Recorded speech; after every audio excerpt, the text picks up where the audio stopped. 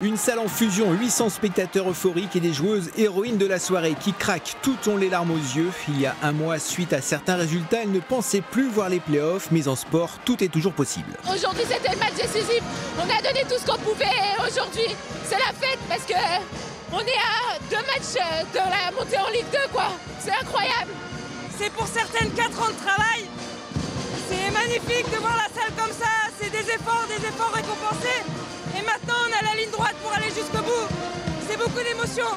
Car ce match en retard contre Nice aurait dû être un banal rendez-vous de fin de saison. Il s'est transformé en match de l'année. Tétanisés par l'enjeu, les Fétiacoises ont été accrochées en première mi-temps. Ensuite, ce fut un feu d'artifice. Au troisième quart-temps, en 10 minutes, elles ont passé, tenez-vous bien, un 29-0 à leurs adversaires. Il n'y avait qu'une seule équipe sur le parquet. On a tout simplement lâché les chevaux. Je pense qu'il y avait le stress d'un match sec sur toute une saison. Et on a juste joué ensemble.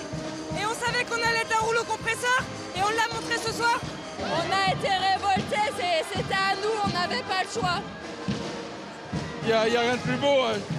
J'ai aimé ce qu'elles ont fait, leur comportement, j'ai aimé leur abnégation toute la saison. Et là, elles sont récompensées.